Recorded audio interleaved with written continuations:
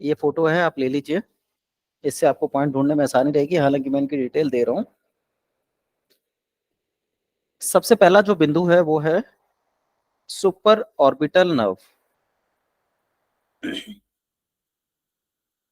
ये नाड़ी बाहों के बीच से मस्तिष्क में जाती है।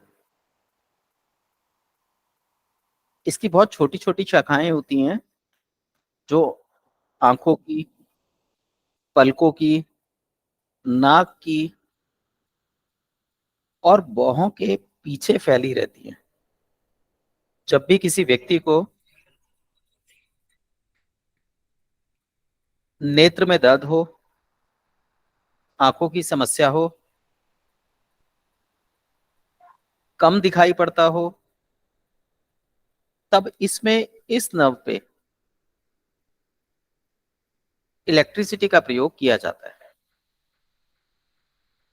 यहाँ आप देख सकते हैं व्हाइट कलर की ये नर्व बना रखी है। तो आपने इस बिंदु पर, यहाँ देखिए जहाँ 1 नंबर लिखा हुआ है, इन बिंदुओं पर अगर लेफ्ट साइड प्रॉब्लम है तो left side, right side problem है तो राइट साइड, यहां पर आपने इलेक्ट्रिसिटी का प्रयोग करना है। और दूसरा बिंदु जो बनेगा सब ऑर्बिटल नर्व का, वो इसी के ठीक नीचे, आंख के नीचे बनेगा, गड्ढे के अंदर। यहाँ पे ध्यान रखिएगा, जहां पे हमारी भौहों मोड़ खाती है वहां पर ये तंत्रिकाएं निकली होती हैं। यहाँ आप देख सकते हैं बिल्कुल सेंटर के आसपास होती है। दूसरी है सब ऑर्बिटल नर्व।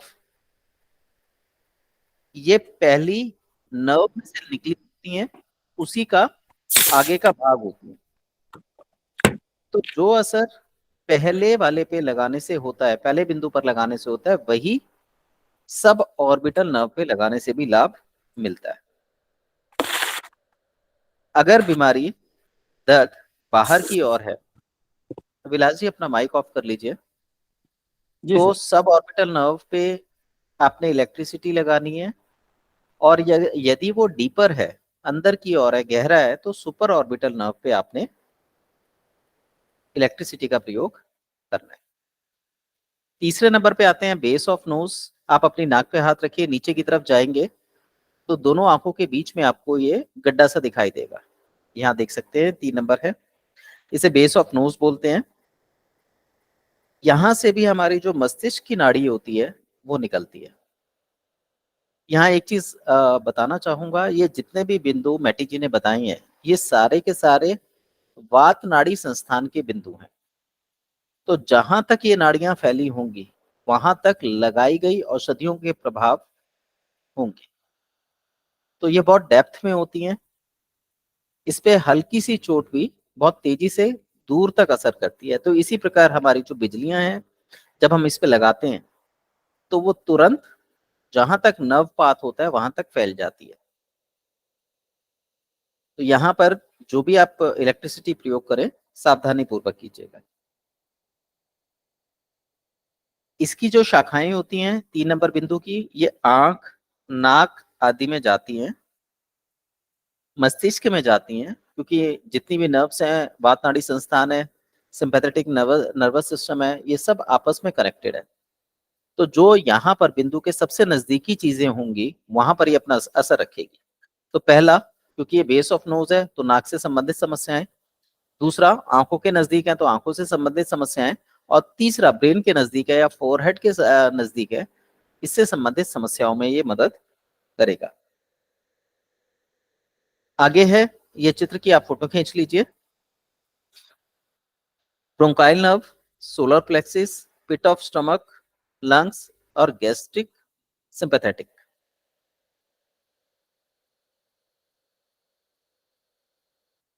अब सबसे पहले आते हैं ब्रोंकाइल नर्व पे। ये एक शरीर की बड़ी नाड़ी होती है जिसकी शाखाएं हमारे दोनों हाथों में बाहरी ओर से कोहनी के जोड़ से होती हुई नीचे की ओर जाती है।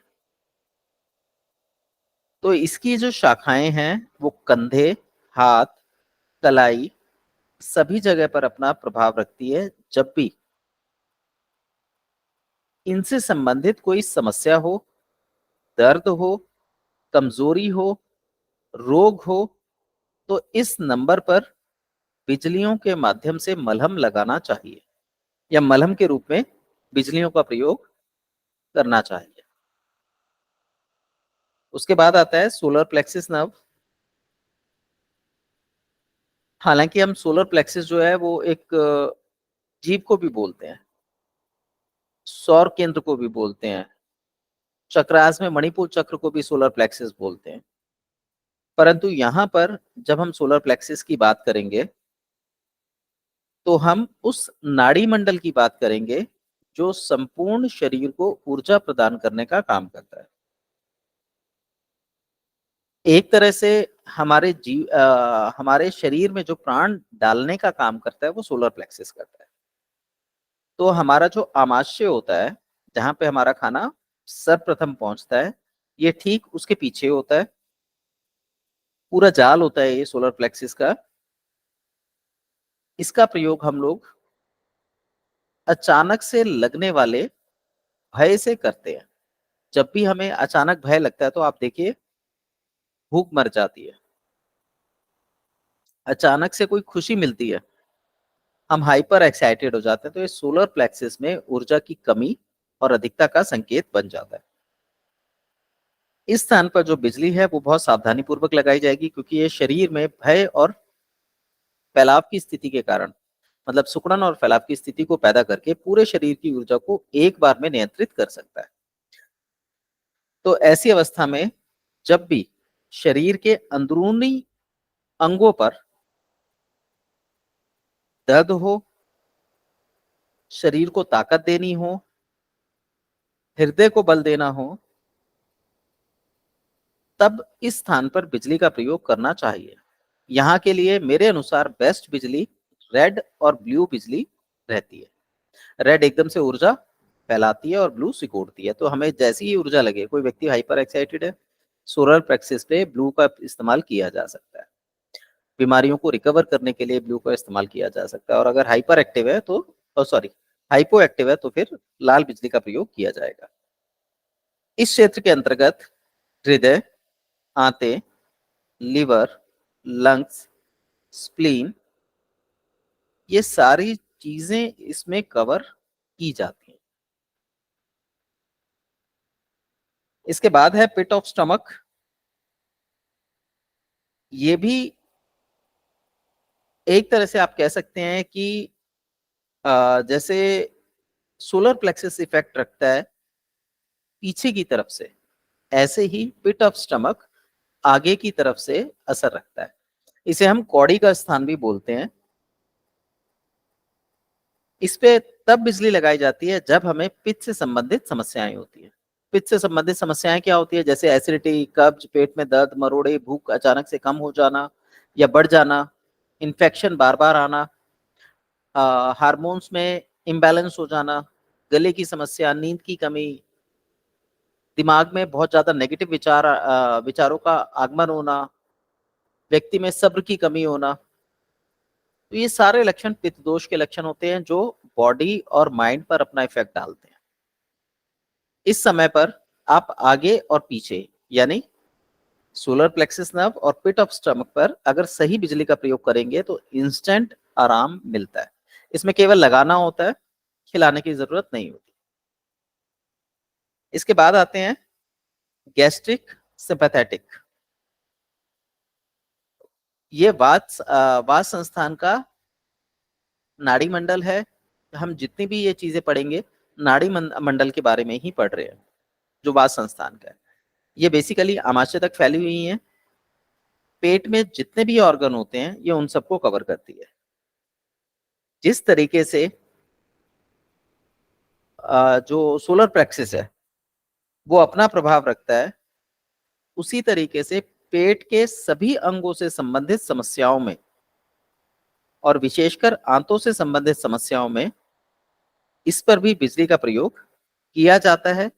इससे इंस्टेंट आत्मरक्षा होती है। कई बार आपने देखा होगा कि पेशेंट वॉमिट करने के कारण या डायरिया के कारण बहुत ज्यादा कमजोरी महसूस करने लगता है। तब इस बिंदु पर प्रयोग किया जा सकता है, मतलब बिजली का प्रयोग किया जाता है। उसके बाद है लंग्स। लंग्स हमारे फेफड़े हैं। फेफड़ों पे यहाँ पे ध्यान दीजिए, हमने पूरे फेफड़े कवर ना करके केवल इस क्षेत्र पर, 9 नंबर के क्षेत्र पर ही बिजली का प्रयोग करना है। उसके बाद आता है एंगल ऑफ जॉ।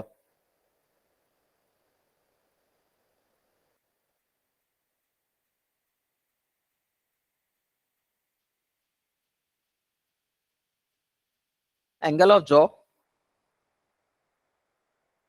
ये जो हमारे कान के नीचे एक गड्ढा होता है, सॉरी, एंगल ऑफ जॉ जो है, ये जो हमारा जबड़े के नीचे हम जब हाथ चलाते हैं तो एक जगह आकर एंगल बनता है ये जॉ का। ये इस जॉ के अंदर यहाँ से जो नसें निकल रही होती हैं, नाड़ियां निकलती हैं, इन पर बिजली का मलहम लगाया जाता है, जो हमारी पैराटाइड नामक ग्रंथि पर अपना असर रखती है। यहां से बहुत सारी छोटी छोटी नर्व्स पूरे चेहरे पर फैल जाती हैं और चेहरे की पेशियों पर अपना प्रभाव रखती हैं। तो जब भी चेहरे से संबंधित समस्या हो, मुंह से संबंधित समस्या हो, दांत, जीभ, इनसे संबंधित समस्या हो, तब इस बिंदु पर बिजली लगाने से लाभ मिलता है। अब मुंह में किसी भी प्रकार की दर्द हो, जिसमें हमने दांत, जीवा, चेहरे, जबड़े, ये सब चीजों को कवर किया, जकड़न हो, ऐंठन हो, यहां पर बिजली लगाने से तुरंत राहत मिल जाती है। इसके बाद आता है लंबर रीजन। सब गलत हो गया। ओके, इसको, हाँ, इसके बाद आता है क्रूरल नर्व। क्रूरल नर्व जो है, ये हमारी टांगों के अंदर इसमें से निकलती है। बेसिकली आप इसको ये भी कह सकते हैं कि कमर में से जो नाड़ियां निकल के दो शाखाओं में विभक्त होकर प्यूपिस के बीच में से निकलती हैं, उनको क्रूरल नर्व बोलते हैं। इस स्थान पर आपको पॉजिटिव बिजली यानी रेड और ब्लू इलेक्ट्रिसिटी का प्रयोग प्रभाव को बढ़ाने और कम करने के लिए करना चाहिए। इसके बाद आता है lumbar region. Lumbar region basically यहाँ आप देख सकते हैं, जो हमारी रीढ़ की हड्डी है उसे 5 भागों में बांटा गया है। उसमें जो लंबर रीजन है, लंबर रीजन के दोनों तरफ यदि आप पेशेंट के देखेंगे तो वहां पे हार्डनेस या जलीय संरचना महसूस होती है, बिल्कुल जहां पर रीढ़ की हड्डी खत्म होती है, बिल्कुल उसी जगह पर। यदि वो बहुत ज्यादा सख्त हो जाती है, तब यहाँ पर बिजली का प्रयोग किया जाना चाहिए। यहाँ से जो भी नसें निकलकर टांगों में जा रही हैं या ऑर्गन से रिलेटेड है, ये उन सभी में फायदा करता है। अब ऑर्गन कौन से हैं, तो L1 ये आपके लंग्स के लिए हो गई, L2 गॉल ब्लैडर के लिए हो गई, यहाँ पे ये देखें तो ये इसमें स्प्लीन के लिए हो गई, डिडोनम के लिए हो गई। 3 की बात करें तो 3-4 की बात करें तो ये आपके इसके लिए पेनक्रियाज के लिए हो गई। तो इस तरीके से इसकी डिवीजन की जाती है। उसके बाद आते हैं नेवल पे।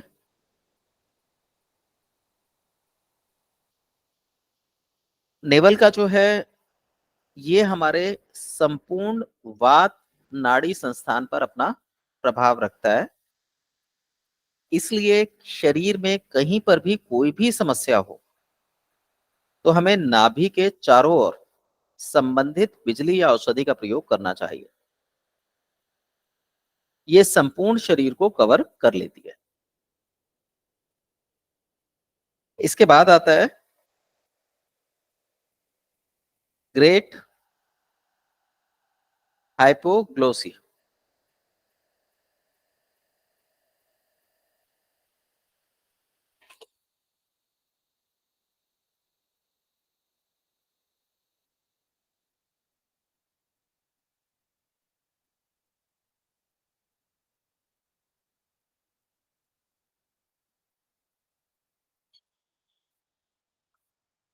यहां से हमारी मस्तिष्क से संबंधित नाड़ी निकलती है, जो कान के गड्ढे में से होती हुई निकलती है।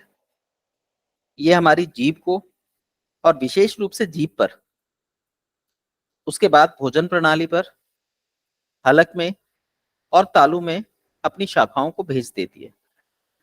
तो इन जगहों पर जब भी कोई समस्या हो तब आपको यहां पर बिजलियों का प्रयोग करना चाहिए। इसके बाद आता है स्मॉल हाइपोग्लॉसी। इसका संबंध भी आप यही समझिए कि ग्रेट हाइपोग्लॉसी के साथ साथ है। तो जहां पर ग्रेट हाइपोग्लॉसी अपना प्रभाव रखती है वहां पर स्मॉल हाइपोग्लासी भी अपना प्रभाव रखेगी, परंतु साथ ही साथ स्मॉल हाइपोग्लासी जो है वो वापसी में मस्तिष्क पर भी अपना प्रभाव रखती है। तो जब हमें केवल तालू पर प्रभाव लेना हो, जीवा पर प्रभाव लेना हो, तो हम ग्रेट हाइपोग्लॉसी के बिंदु पर औषधि लगाते हैं, और सेम हम स्मॉल हाइपोग्लासी के केस में लगाएंगे जब हमें मस्तिष्क पर प्रभाव लेना हो या मस्तिष्क के थ्रू हमें इन जगहों की ऊर्जा को बढ़ाना या घटाना हो। बिंदु एक ही रहता है। इसके बाद आती है साइटिका नर्व।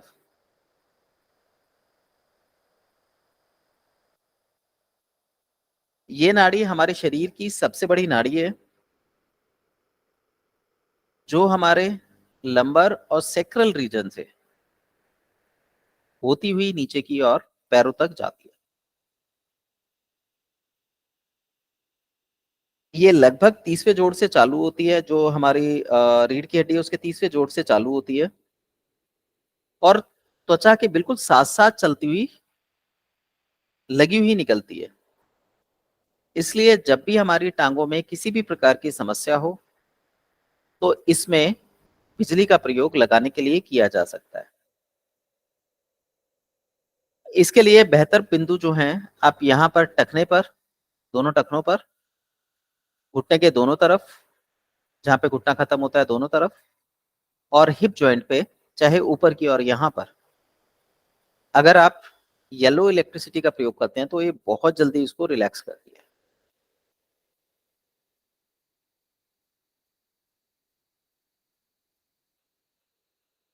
इसके बाद आते हैं आर्क ऑफ फुट पे। ये हमारे खड़े होने में हमारी मदद करते हैं। मांसपेशियां हैं जो हमारे पैर को फ्लैट फुट और कर्व फुट में कन्वर्ट करती है। यहां पर इलेक्ट्रिसिटी का प्रयोग करने से पैरों का जो पीछे का रीजन होता है, जहां पर विशेषकर किडनी के बिंदु बताए जाते हैं एक्यूप्रेशर में, और शरीर में सूजन को कम करने के लिए उन बिंदुओं को दबाने की सलाह दी जाती है। शरीर में गैस इन बिंदुओं से बनती है, लिम्फेटिक सिस्टम इससे एक्टिव होता है। उन बिंदुओं पर बोले तो पिंडलियों के बीच के और निचले हिस्से पर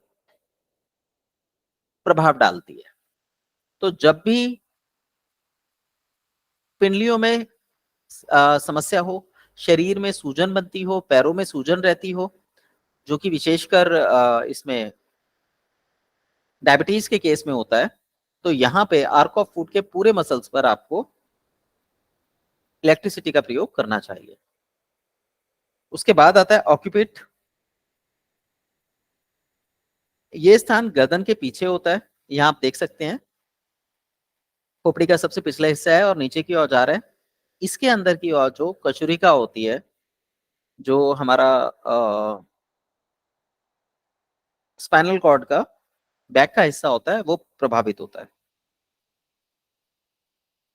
तो जैसे हमारे शरीर में सोलर प्लेक्सिस पे औषधियां अपना असर रखती हैं, उसी तरीके से गर्दन और सिर में ऑक्सीपिट रीजन होता है। तो ये सोलर प्लेक्सिस की तुलना में उसके जैसे ही होता है।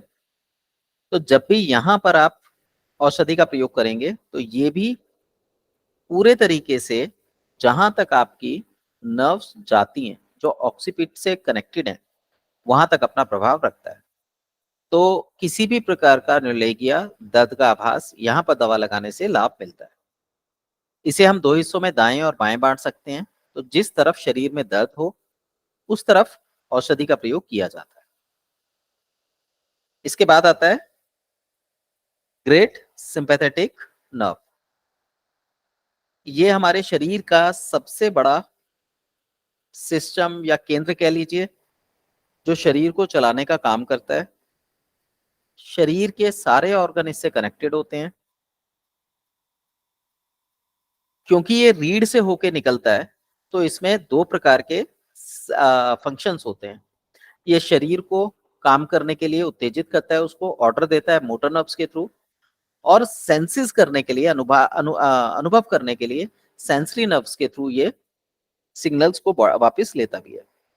तो जब भी हमारी बॉडी में ब्लड और लिम्फ से संबंधित दिक्कतें होती हैं, उनकी मूवमेंट से संबंधित कमजोरियां होती हैं, तब इस स्थान पर, इसको आप ये भी कह सकते हैं कि विशेषकर ऑक्सीपिट रीजन पर या फिर संपूर्ण रीढ़ की हड्डी पर आप बिजलियों का प्रयोग कर सकते हैं। इसके साथ साथ ध्यान रखें, 17 नंबर की जो बिंदु है यानी ऑक्सीपिट, वहां पर, और 5 नंबर का जो बिंदु है सोलर प्लेक्सिस, वहां पर भी बिजलियों का विशेष प्रयोग करें। विशेष का मतलब यह है कि जो भी आवश्यकता अनुसार है उनका प्रयोग करें, तो रिजल्ट बहुत तीव्र गति से मिलते हैं। उसके बाद आता है coccygeal nerve. Coccygeal nerve coccyx reason से निकलती हैं। यहाँ आप देख सकते हैं ये रीढ़ की नसें, ये रीढ़ की हड्डी में से नसें निकली हुई हैं। रीढ़ की हड्डी को हम 5 भागों में बांटते हैं। सर्वाइकल रीजन, गर्दन की मांसपेशियां, गर्दन, सिर, आंख, नाक, जीभ सर्वाइकल रीजन में आ जाती हैं।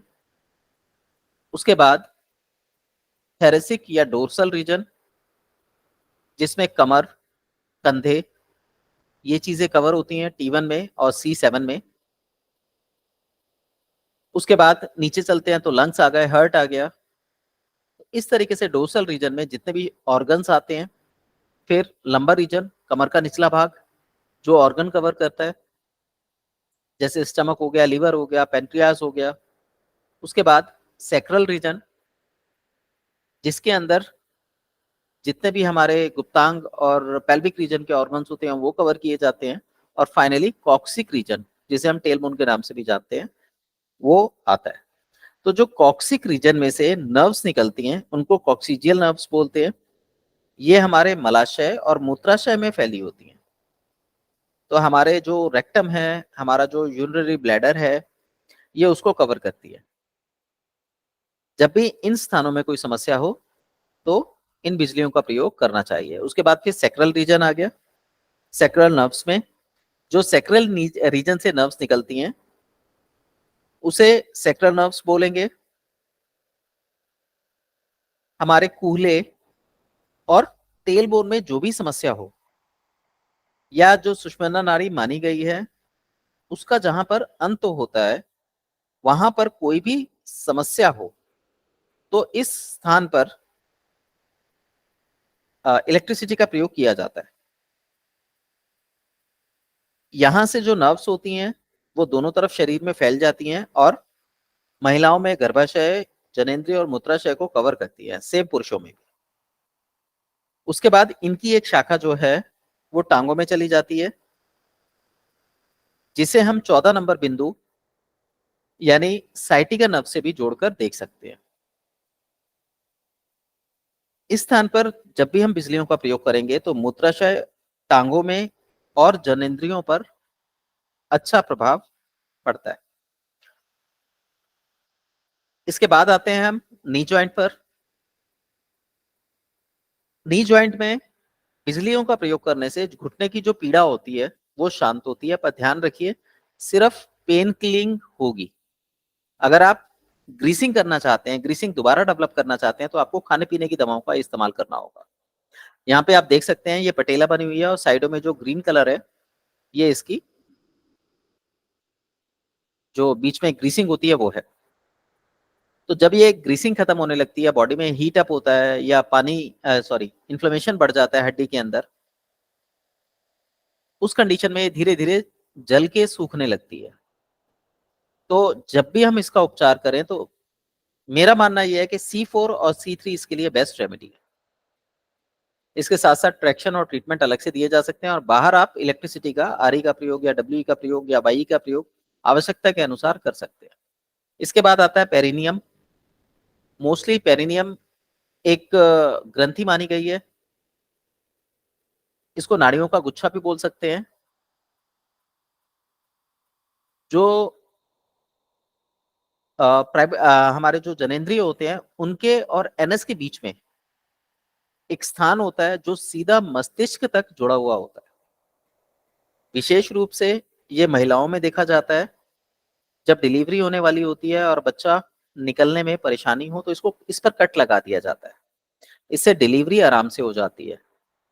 पर पुरुषों में इस बिंदु को जागृत करने मतलब इसको स्टुमुलेट करके जो जेनेटल प्रॉब्लम्स होती हैं, विशेषकर जैसे मन में विचार बने रहते हैं, नेगेटिव विचारों का आना, और जो हर समय सेक्सुअल विचार मन में बने रहते हैं, मन का कमजोर होना, जो भी आपके लक्षण C10 और S11 के लिए बताए गए हैं, पेरिनियम बिंदु पर आप औषधियों का प्रयोग करके बहुत अच्छे रिजल्ट ले सकते हैं।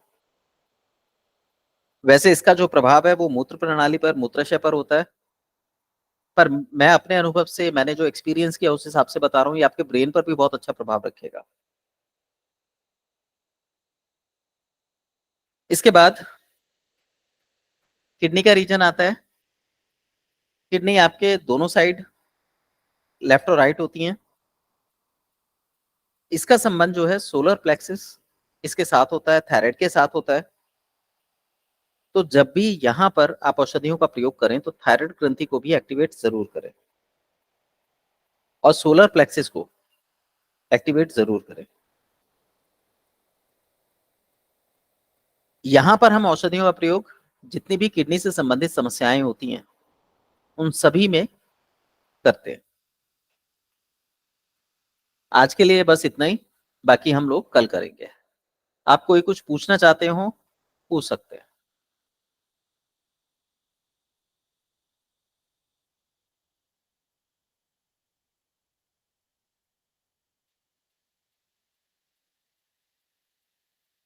Okay, good night all. Good night sir.